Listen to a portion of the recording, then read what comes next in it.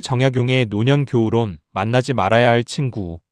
오늘은 조선 후기의 위대한 실학자 정약용 선생의 지혜를 통해 노년의 교우, 특히 노년. 정약용은 노년을 단순히 나이가 많아진 상태로 보지 않았습니다. 그에게 노년은 인생의 완성을 향해 가는 중요한 시기였습니다. 그는 노학유사와 여러 편집을 해서 노년의 특성을 이렇게 정리했습니다. 첫째, 노년은 기력이 쇠하는 시기입니다. 아무리 건강했던 사람이라도 나이가 들면 체력이 약해지고 정신력도 예전 같지 않습니다. 이것은 자연의 이치이며 거스를 수 없는 현실입니다. 정약용은 이를 솔직하게 인정하고 이러한 신체적 한계를 받아들이는 것이 노년의 지혜라고 보았습니다. 둘째, 노년은 시간이 얼마 남지 않은 시기입니다. 정약용은 나이 들어 날이 저물면 해야 할 일이 많은데 시간은 부족하다고 했습니다. 그래서 노년에는 더욱 시간을 아껴 써야 하며 무의미한 일에 시간을 낭비해서는 안 된다고 강조했습니다. 셋째, 노년은 평생의 업과 덕이 드러나는 시기입니다. 젊었을 때는 겉으로 꾸밀 수 있고 일시적으로 좋은 모습을 보일 수 있지만 나이가 들면 그 사람의 진면목이 드러나게 됩니다. 평생 어떻게 살아왔는가가 노년의 모습을 결정짓는다는 것입니다. 넷째, 노년은 정신적 성숙을 완성해야 하는 시기입니다. 정약용은 공자의 70에 마음이 하고자 하는 바를 따라도 법도를 넘지 않는다는 말을 자주 인용했습니다. 노년은 오랜 경험과 수양을 통해 진정한 자유와 평화를 얻을 수 있는 시기라는 것입니다. 다섯째, 노년은 후학을 양성하고 지혜를 전해야 하는 시기입니다. 정약용 자신이 유배에서 돌아온 후 제자들을 가르치는데 전념했듯이 노년은 자신이 평생 쌓은 지혜와 경험을 다음 세대에 전수해야 할 사명이 있는 시기입니다. 이러한 노년의 특성을 이해하고 나면 왜 노년의 교우가 중요한지 그리고 어떤 친구를 피해야 하는지가 명확해집니다. 해시태그 노년 교우의 중요성. 정약용은 평생 교우를 매우 중요하게 여겼습니다. 그가 남긴 수많은 편지글과 시문을 보면 그가 얼마나 많은 벗들과 깊이 있는 교류를 했는지 알 수 있습니다. 이덕무, 박제가, 이서구 등 당대 최고의 지식인들과 그는 학문을 논하고 시를 주고받았습니다. 그러나 정약용은 노년의 교우는 젊었을 때와는 달라야 한다고 보았습니다. 그 이유는 다음과 같습니다. 첫째, 노년에는 시간과 기력이 제한적이므로 교우를 선택적으로 해야 합니다. 젊었을 때는 다양한 사람들을 만나며 경험을 쌓는 것이 좋지만 노년에는 정말로 가치 있는 관계에만 에너지를 쏟아야 합니다. 둘째, 노년에는 정신적 안정과 평화가 무엇보다 중요합니다. 마음을 어지럽히고 평정을 해치는 친구들은 건강에도 해롭고 남은 삶의 질을 떨어뜨립니다. 셋째, 노년에는 학문과 덕을 완성해야 하는데 이를 방해하는 친구들은 인생의 마지막 과업을 달성하는데 장애가 됩니다. 넷째, 노년에는 다음 세대를 위한 준비를 해야 하는데 부정적인 영향을 주는 친구들은 이러한 준비를 방해합니다. 정약용은 벗이란 서로를 비추는 거울과 같다고 했습니다. 좋은 벗은 나의 단점을 일깨워주고 장점을 북돋아줍니다. 반대로 나쁜 벗은 나의 단점을 부추기고 잘못된 길로 이끕니다. 특히 노년에는 이러한 영향이 더욱 크게 작용합니다. 해시태그 노년에 만나지 말아야 할 친구 마이너스 첫째 원망하는 자. 정약용이 가장 경계한 것은 끊임없이 남을 원망하고 불평하는 사람이었습니다. 그는 노년에 원망하는 마음을 품으면 기운이 상하고 병이 든다고 했습니다. 원망하는 친구는 항상 자신의 불행을 남의 탓으로 돌립니다. 내가 이렇게 된 것은 모두 저 사람 때문이다. 세상이 나를 알아주지 않아서 이 지경이 되었다. 누구는 잘 되고 나만 못 되었다. 이런 말을 입에 달고 삽니다. 이런 사람과 함께 있으면 어떤 일이 벌어질까요? 처음에는 그의 처지를 동정하고 위로해 주려 합니다. 그러나 시간이 지나면 알게 됩니다. 그는 위로를 원하는 것이 아니라 자신의 원망을 정당화해 줄 동조자를 원한다는 것을 말입니다. 정약용은 유배 생활 18년 동안 원망할 이유가 충분했습니다. 억울한 누명을 쓰고 가족과 떨어져 벼슬길도 막히고 학문적 성취도 인정받지 못했습니다. 그러나 그는 원망하지 않았습니다. 대신 그 시간을 학문 연구에 몰두했고 백성들을 위한 실용적 학문을 발전시켰습니다. 그는 아들들에게 보낸 편지에서 이렇게 말했습니다. 원망은 마음을 어둡게 하고 지혜를 가린다. 불평은 기운을 소진시키고 의지를 약하게 만든다.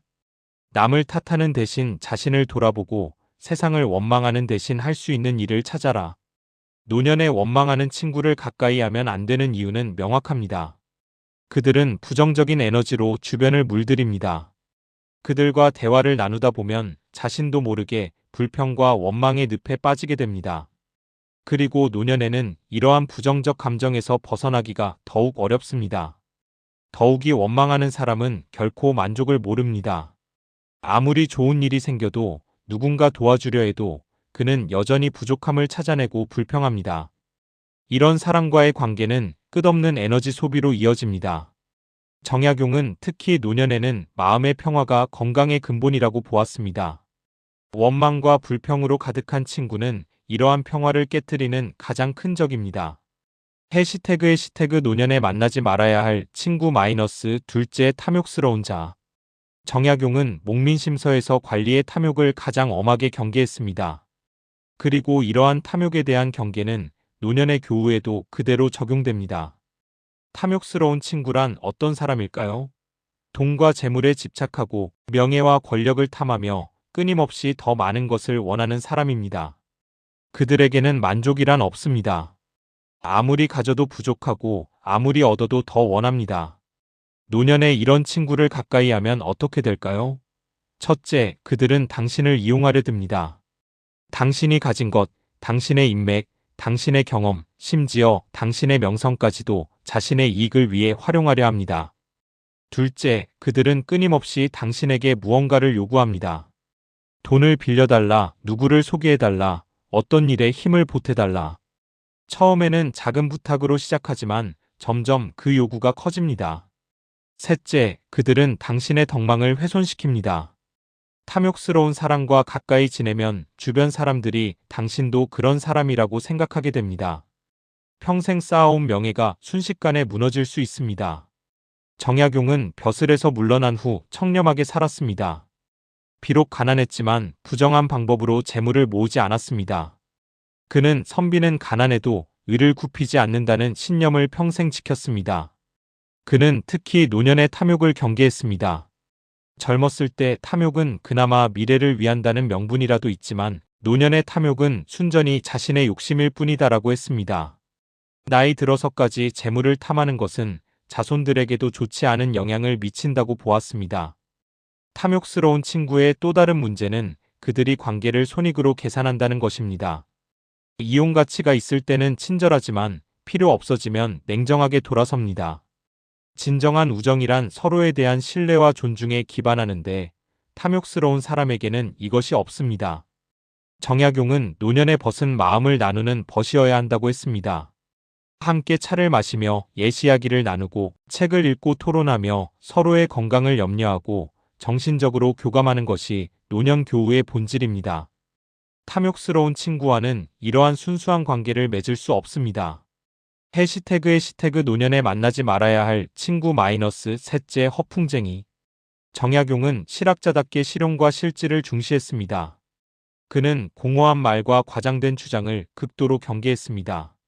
이러한 관점에서 볼 때 허풍쟁이는 노년에 가장 피해야 할 친구 중 하나였습니다. 허풍쟁이는 항상 과장합니다. 자신의 능력, 자신의 과거 업적, 자신이 아는 사람들, 자신의 재산, 모든 것을 실제보다 부풀립니다. 내가 옛날에 마리아로 시작하는 이야기는 늘 과장되고 미화됩니다. 이런 사람과 함께 있으면 어떻게 될까요? 처음에는 재미있을 수 있습니다. 그의 이야기는 극적이고 흥미진진합니다. 그러나 시간이 지나면 알게 됩니다. 그의 말 중 진실은 거의 없다는 것을 말입니다. 정약용은 말은 마땅히 실질이 있어야 한다고 했습니다. 공허한 말은 시간 낭비일 뿐만 아니라 듣는 사람의 판단을 흐리게 합니다. 특히 노년에는 시간이 귀중한데 허풍쟁이의 쓸데없는 이야기를 듣느라 시간을 허비할 수는 없습니다. 허풍쟁이의 또 다른 문제는 그들이 현실을 직시하지 못하게 만든다는 것입니다. 그들은 항상 할 수 있다 하면 된다고 쉽게 말합니다. 그러나 실제로는 실현 가능성이 없는 경우가 대부분입니다. 노년의 이런 헛된 희망에 매달리다가는 남은 시간을 허송세월로 보내게 됩니다. 정약용 자신은 매우 신중하게 말하는 사람이었습니다. 그의 저술을 보면 모든 주장에 근거가 있고 모든 제안의 실현 가능성이 검토되어 있습니다. 그는 목민심서에서 말을 함부로 하지 말라. 말은 반드시 실천할 수 있는 것만 하라고 했습니다. 허풍쟁이와 교유하면 자신도 모르게 그 습관에 물들 수 있습니다. 남들 앞에서 과장하고 있지도 않은 일을 있는 것처럼 말하게 됩니다. 이것은 평생 쌓은 신뢰를 무너뜨리는 지름길입니다. 또한 허풍쟁이는 대개 책임감이 없습니다. 큰 소리는 치지만 실제로 일을 해내는 경우는 드뭅니다. 약속을 하고도 지키지 않으며 실패했을 때는 온갖 변명을 늘어놓습니다.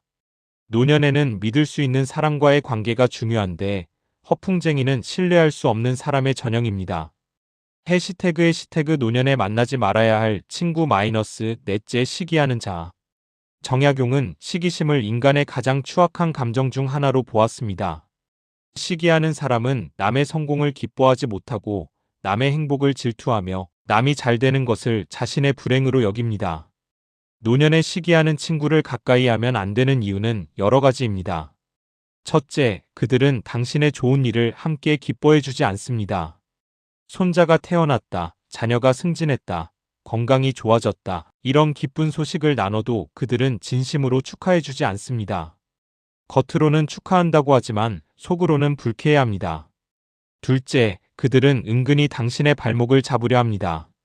당신이 새로운 일을 시작하려 하면 불가능하다고 말하고 좋은 기회가 생기면 위험하다고 경고하며 무언가 성취하려 하면 의미 없다고 폄하합니다. 셋째, 그들은 당신의 약점과 실패를 즐거워합니다. 당신이 어려움을 겪으면 겉으로는 위로하는 척하지만 속으로는 쾌재를 부릅니다.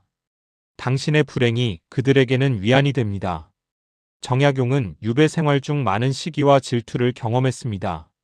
그의 학문적 성취를 시기하는 사람들이 많았고 그를 헐뜯는 소문을 퍼뜨리는 이들도 있었습니다. 그러나 그는 이에 대응하지 않았습니다. 대신 더욱 학문에 정진했습니다. 그는 시기하는 마음은 자신을 해칠 뿐이다라고 했습니다. 남을 시기한다고 해서 자신이 나아지는 것도 아니고 남이 나빠지는 것도 아닙니다. 오히려 시기심은 자신의 마음을 병들게 하고 에너지를 소진시킵니다. 노년에는 특히 시기하는 친구를 피해야 합니다. 노년은 서로를 격려하고 응원하며 함께 인생의 마지막 장을 아름답게 마무리해야 할 시기입니다. 그런데 시기하는 친구는 이러한 긍정적인 분위기를 해칩니다. 또한 시기하는 사람은 대개 자신의 삶에 만족하지 못하는 사람입니다.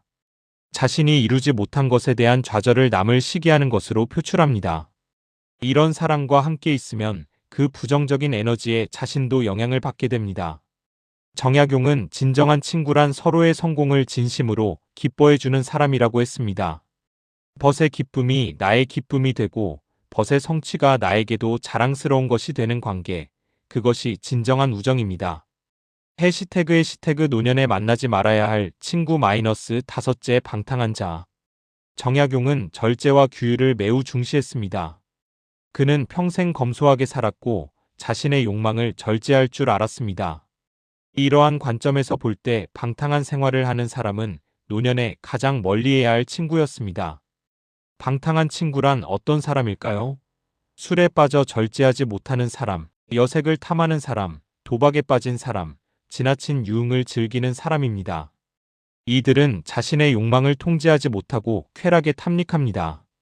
노년에 이런 친구를 가까이 하면 안 되는 이유는 명백합니다. 첫째, 그들은 당신의 건강을 해칩니다. 함께 술을 마시자고 하고 함께 밤늦게까지 노는 것을 즐깁니다. 노년의 몸은 젊었을 때와 다릅니다. 한번 건강을 해치면 회복하기 어렵습니다. 둘째, 그들은 당신의 재산을 탕진하게 만들 수 있습니다. 함께 어울리다 보면 불필요한 지출이 늘어납니다. 노년에는 수입이 제한적인데 이렇게 낭비하다가는 노후 준비가 무너질 수 있습니다. 셋째, 그들은 당신의 명예를 실추시킵니다. 나이 들어 방탕한 사람과 어울린다는 소문이 나면 평생 쌓은 덕망이 한순간에 무너집니다. 자손들에게도 부끄러운 일입니다. 정약용은 목민심서에서 관리의 주색잡기를 엄격히 경계했습니다.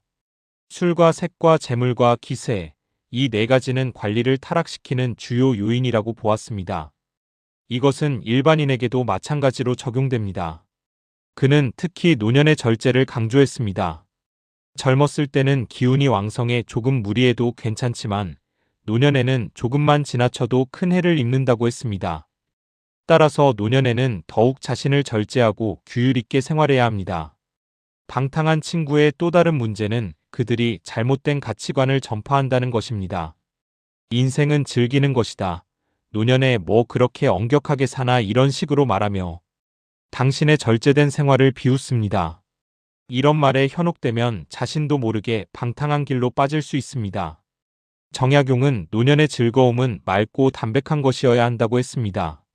차를 마시며 담소를 나누고 책을 읽고 산책하며 자연을 즐기고 손자들과 시간을 보내는 것, 이것이 노년의 올바른 즐거움입니다. 해시태그의 노년에 만나지 말아야 할 친구 -6째 거짓말쟁이. 정약용은 성실과 정직을 최고의 덕목으로 여겼습니다.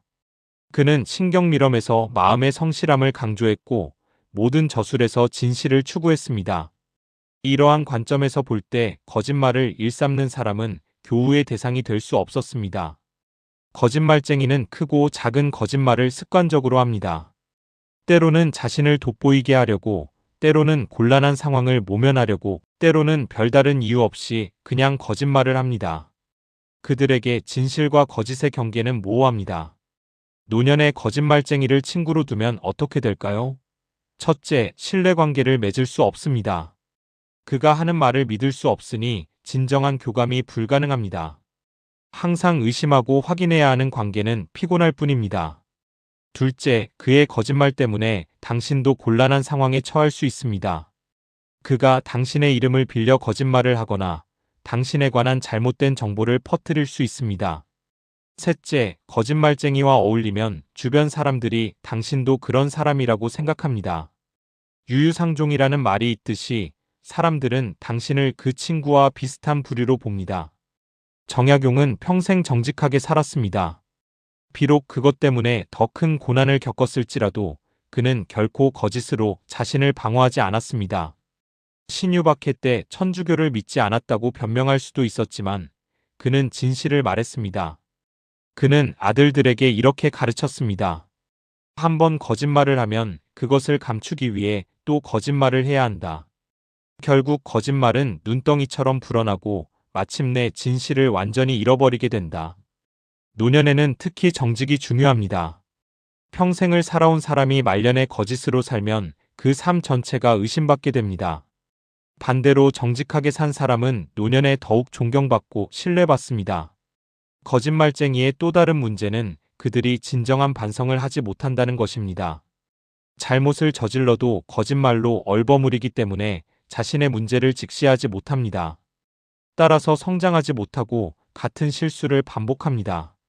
정약용은 진실은 비록 고통스러울지라도 결국은 편안함을 준다고 했습니다. 거짓말은 순간적으로는 편할지 몰라도 결국 더 큰 불평과 고통을 가져옵니다. 해시태그의 노년에 만나지 말아야 할 친구 -7째 무례한 자. 정약용은 예를 매우 중시했습니다. 그는 상례사전을 저술할 만큼 예학의 조예가 깊었고 일상생활에서도 예의를 지키는 것을 중요하게 여겼습니다. 이러한 관점에서 볼 때 무례한 사람은 교유할 수 없는 대상이었습니다. 무례한 친구란 어떤 사람일까요? 말과 행동에 예의가 없고 남을 존중할 줄 모르며 함부로 대하는 사람입니다. 나이가 많다고 오래 알았다고 친하다고 해서 예의를 무시하는 사람입니다. 노년에 무례한 친구를 가까이 하면 안 되는 이유는 무엇일까요? 첫째, 그들은 당신의 존엄성을 해칩니다. 나이 들었다고 해서 함부로 대해도 된다고 생각하며 당신의 의견을 무시하고 당신을 낮춰봅니다. 둘째, 그들은 주변 사람들, 특히 젊은이들에게 나쁜 본보기가 됩니다. 어른을 대하는 태도가 그러하니 젊은이들도 그것을 보고 배우게 됩니다. 셋째, 무례한 사람과 함께 있으면 불쾌하고 기분이 상합니다. 노년에는 마음의 평화가 중요한데 무례함은 이를 깨뜨립니다. 정약용은 평생 예를 지켰습니다. 유배지에서도 제자들을 가르칠 때 엄격한 예법을 지켰고 아무리 어린 사람이라도 예를 갖춰 대했습니다. 그는 예는 사람을 사람답게 만드는 근본이라고 했습니다. 그는 특히 노년의 예가 중요하다고 보았습니다. 노인이 예를 잃으면 젊은이들이 본받을 것이 없다고 했습니다. 노년은 사회의 어른으로서 예의 모범을 보여야 할 위치에 있습니다. 무례한 친구는 대개 자기중심적입니다. 자신의 편의만 생각하고 남의 처지를 배려하지 않습니다. 약속 시간을 지키지 않고 남의 말을 끊고 자기 말만 하려 합니다. 정약용은 예는 거칠애가 아니라 상대에 대한 진정한 존중의 표현이라고 했습니다. 형식적인 예법을 지키는 것도 중요하지만 더 중요한 것은 마음속으로 상대를 존중하는 것입니다. 노년의 무례한 친구를 멀리해야 하는 또 다른 이유는 그들과 어울리다 보면 자신도 모르게 무례해질 수 있기 때문입니다. 서로 함부로 대하는 것이 익숙해지면 다른 사람들에게도 그렇게 대하게 됩니다. 해시태그의 시태그 노년에 만나지 말아야 할 친구 -8째 배은망덕한 자. 정약용은 은혜를 아는 것을 중요한 덕목으로 여겼습니다. 그는 평생 자신을 도와준 사람들을 기억했고 그 은혜에 보답하려 노력했습니다. 반대로 은혜를 저버리는 사람을 가장 경멸했습니다.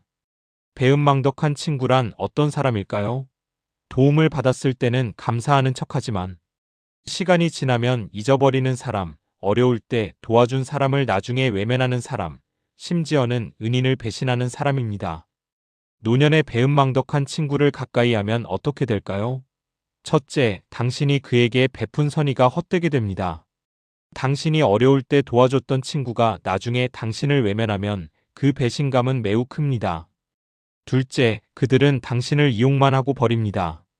필요할 때는 찾아오지만 이용 가치가 없어지면 돌아섭니다. 노년에는 특히 이런 일을 당하기 쉽습니다. 셋째, 배은망덕한 사람을 보면 마음이 상하고 인간에 대한 신뢰가 무너집니다. 이것은 노년의 정서적 안정에 매우 해롭습니다. 정약용은 유배 생활 중 많은 도움을 받았습니다.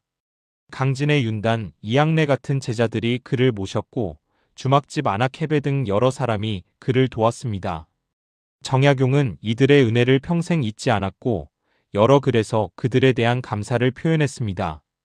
그는 은혜를 잊는 것은 사람이 아니다라고 했습니다. 받은 은혜를 기억하고 갚으려 하는 것이 사람의 도리입니다.